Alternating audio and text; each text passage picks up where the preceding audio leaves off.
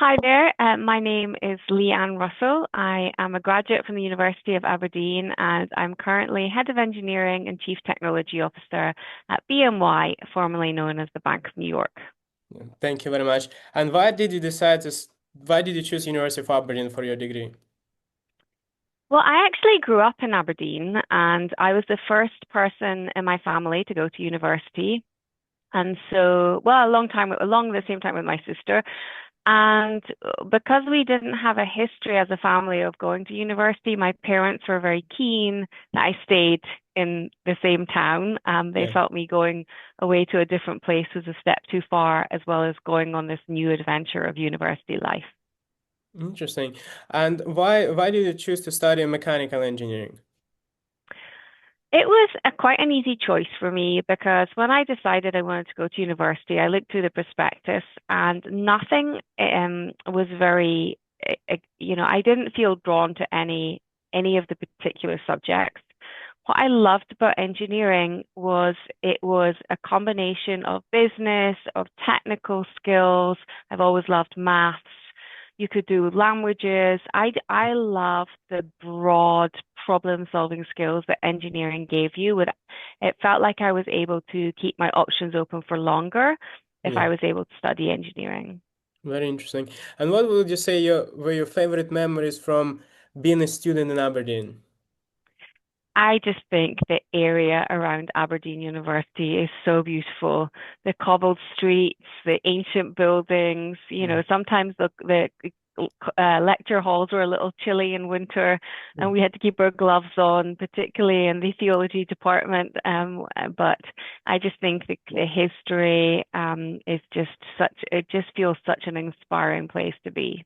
Yeah, yeah. Did you participate in any clubs or societies at university? I did not. I had to work almost full time to pay Hmm. my way to university because my family couldn't fund it. So Hmm. I did a lot of working. Yeah, that's very impressive. And if you had to summarize your very impressive career, what would be key milestones in your journey?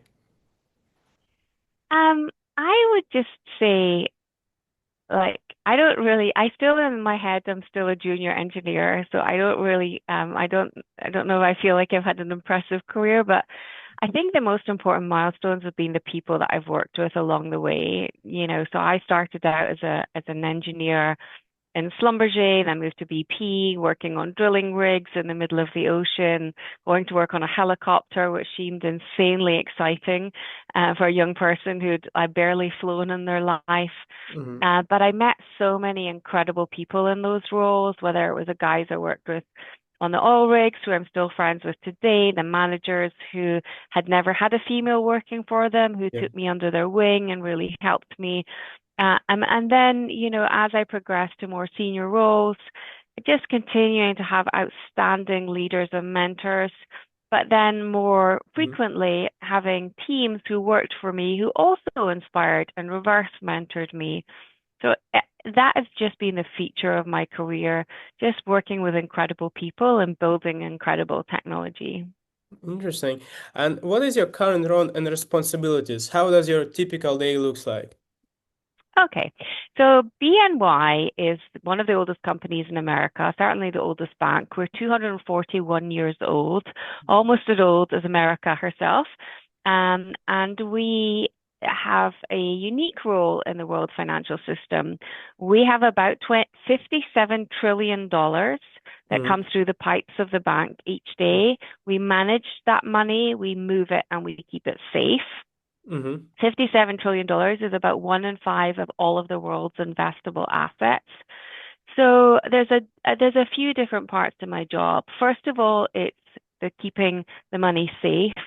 So running cyber technology, making sure that in our data centers and networks we have Hmm. absolute resiliency. Then there is helping move the money. So that is a hugely technological solution where for money to move, whether it's in trading systems, in custody systems, and loan systems. that is an all tech enabled platform. And same with managing money. It's all done through technology. So my job is to make sure that we keep that money safe, cyber resiliency, and our customer facing technology platforms work 24/7 every day of the Wow. year. So I spend a lot of my time meeting with the teams, making sure that they have the funding and the assets that they need to be able to do their jobs, meeting with the young people that come into the company. We Hmm. have around 1,000 to 1,500 analysts join from our graduate program every year, which Yeah. is a large amount for a 50,000 person employee base. I'm also sponsor of the analyst program. So going and meeting all the different parts of the organization to make sure people have what they need to be successful in their own careers, but also Mhm. successful for the company. Well, that's amazing. And so, in your, what made you to make, what inspired you to make this transition from working in energy to working in banking? It's not a common transition, especially after 27 years to change your sector. First of all, my first inspiration was our CEO, Robin Vince. Mm-hmm. I think it's very important to have a leader who inspires you and you are have a great relationship with. Robin had spent his whole career at banking. I would say he's a very unique blend of performance, vision, and humanity, Mm-hmm. which is very, very important in a leader. And very few times in life you'll get all three. He's also very tech savvy. So we Mm-hmm. are very deep in our AI journey. Robin is vibe coding. Robin is building his own agents, so in technology to have a CEO who's that tech savvy is very, very cool. After I met Robin, who was my first inspiration for joining the bank, I met the executive team, the board, the people who would work for me in the future. I met some of the rising stars in the company, and everyone had such great passion. And were really kind people. That was also important to me to work with Mm-hmm. people that I really liked. So that was an inspiration for me. And then just the story.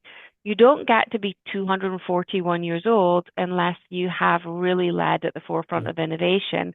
Many companies fizzle out along the way, and BNY are still on this amazing growth journey, Mm-hmm. powered by our people, powered by technology, and that just seemed like a once in a lifetime opportunity to come and do this. That's very interesting. And what would you say was the proudest moment in your career? Oh, honestly, I think the proudest moments, and there's been quite a many of them, is some of the young people I've mentored becoming very senior Mhm. in their roles. Yeah. So I think about people who came in from the graduate program 20 years ago are now senior managers at Yeah. BP. Like that gives me such an immense source of pride that even just maybe a little bit of my Mhm. time helped them along that journey and helped them to be the leaders that they are today. Interesting. And in your view, what makes a great leader in high stakes technical and corporate environments? First of all, having great EQ.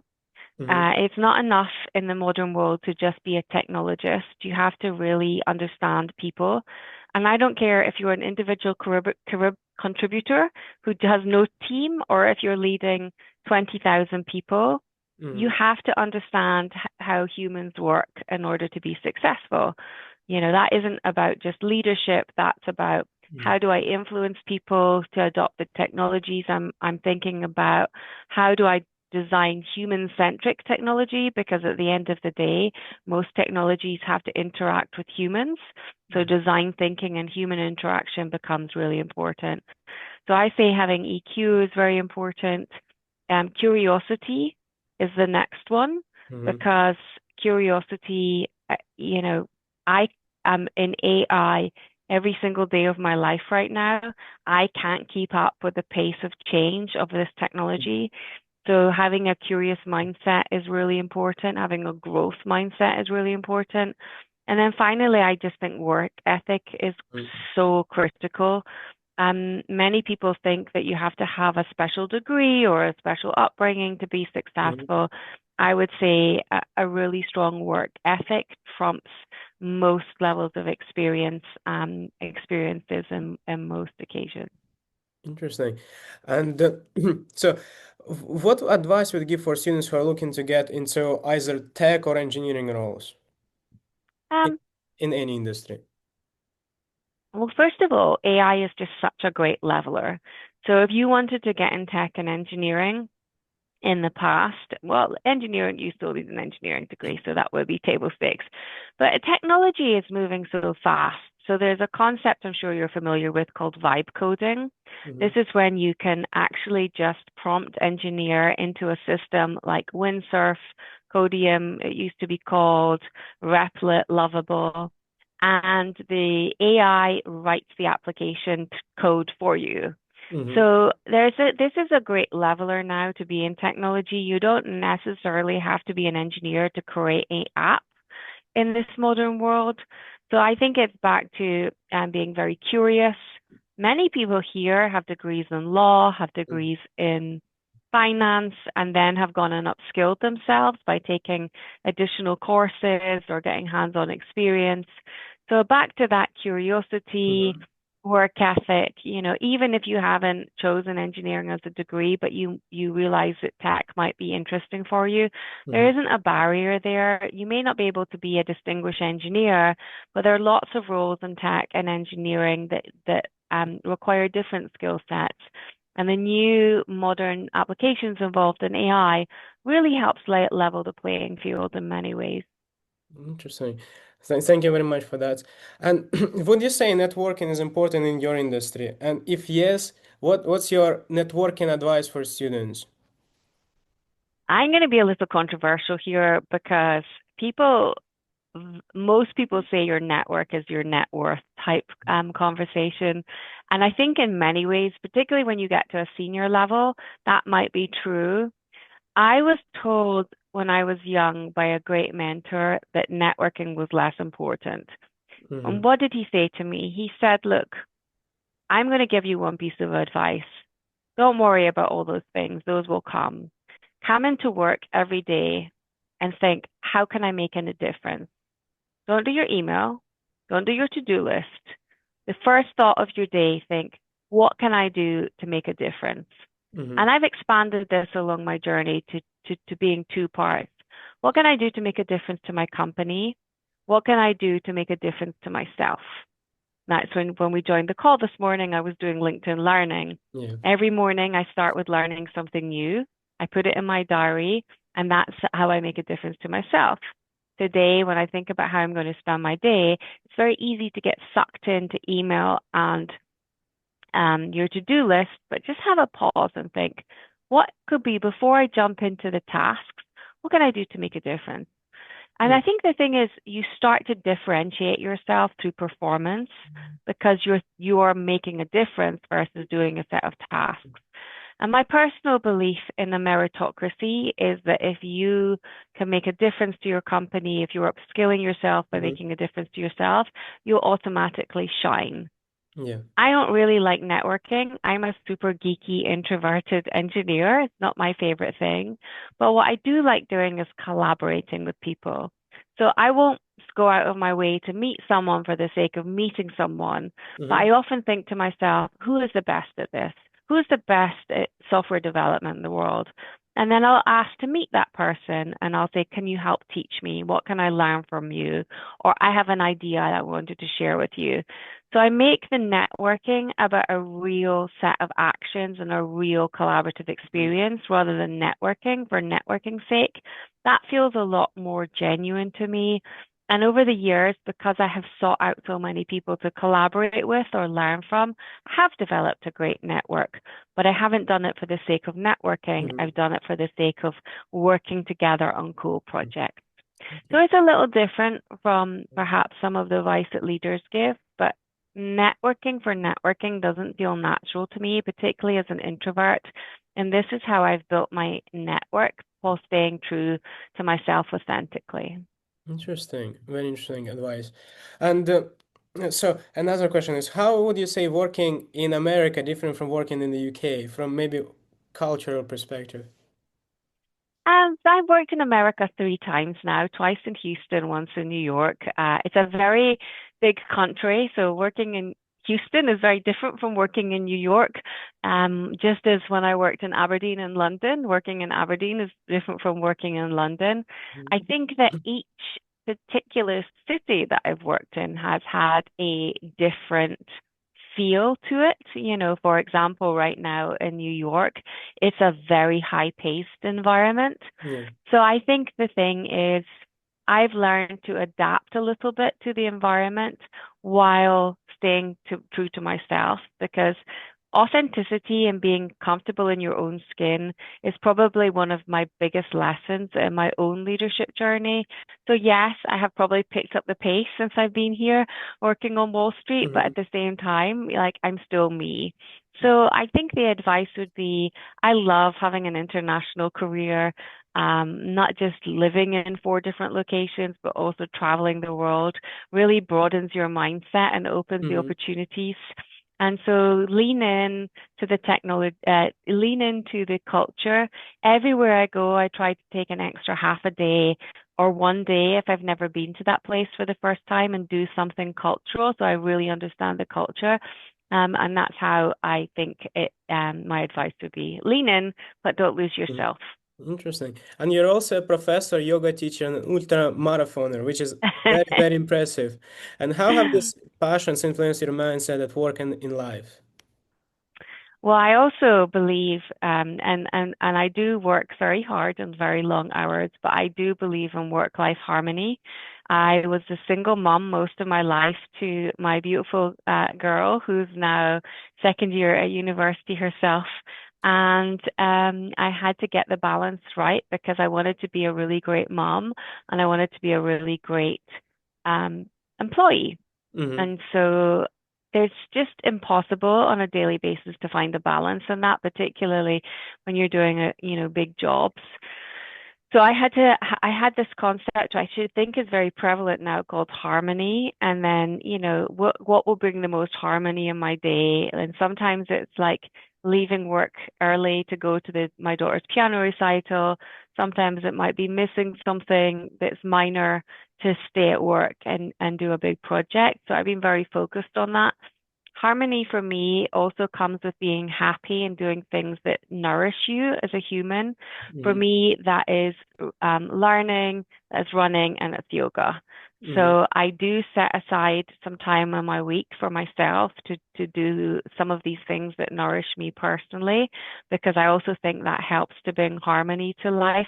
It's sometimes very hard. Sometimes it can only be a 20-minute podcast instead of reading a book. Sometimes it's a 20-minute asana instead of an hour-long yoga class or a 10-minute run versus a 10-mile run. But I think just making some moments for yourself is also part of this harmony in life. That's incredible. Thank you. And just two more questions. Of Are course. there any books or podcasts you would recommend for our students? I read a book a week. So I do try to read 52 books a year, so I have a lot in that space. I would say a few suggestions just for my recent stack. I have a book actually on my bookshelf there called Digital Dharma, and it combines a few things that we've talked about. So Deepak Chopra is a guru. Many of you will know Deepak. He has embraced AI and he's written a book called The Digital Dharma that helps you understand how to use AI for as your own personal coach and your own mental health coach. I have been doing this since probably since the O models, the reasoning models came out. I have my own GPT where I say, look, I've read this book. Can you give me some suggestions how I can improve my own leadership experience or my own Mhm. coaching experience? So Digital Dharma by Deepak Chopra is a really nice one for me because it combines the digital world and the technical world in kind of and the spiritual health world all um, in one place. I have so many podcasts, but one of the ones, if you're really interested in business and or tech, Acquired is a really good podcast because it talks about the histories of companies, great companies, and great leaders in the world. And whether you're in business or you're in technology, you can always pick up some tips from how people who have done it before you have managed to be successful. And so Acquired is one of my favorite podcasts also. Thank you very much. The last question is, what advice would you give to your younger self? Oh, my younger self. So my biggest drawback in life, and I've talked about this a lot, is imposter syndrome. This is when you don't think that you're good enough to be whatever you're doing at the time. It could be because I was the only woman in an environment. It Mhm. could be because I was a single parent and there's a lot of negativity around single parents, or I grew up in a welfare environment and some of my colleagues had gone to very elite private schools. So some of this became some very disabling for me because I always was working in these environments where I felt I wasn't good enough, and these fears and anxieties sucked a lot of my energy. And then one day I realized that these things that I thought were things to be ashamed of were actually the good things about me. To be a single parent and be in a senior role, you have to have ninja productivity skills. My father, who was my great hero in life and passed away recently, had he worked 7 days a week. What Mhm. did that teach me? It taught me my work ethic. It taught me to do more with less. So these things that I worried about that were perhaps weren't seen as like socially enabling were actually the stepping stones to make me the person I was. And I wasted a lot of my life feeling very self-critical and conscious of things that I thought were um, negatives, when actually just embracing who I was the easier way to do. And I could spend all that energy worrying less and thinking more about, being a better mom or being a better friend or being a better partner. So if you ever start to feel like you have this imposter syndrome or you don't fit in and you're not good enough, my piece of advice to my younger self and also anyone who feels these feelings would be just reframe that as being in your growth zone. You're not good enough. You're just uncomfortable because you're in your growth zone and nothing grows outside your growth zone.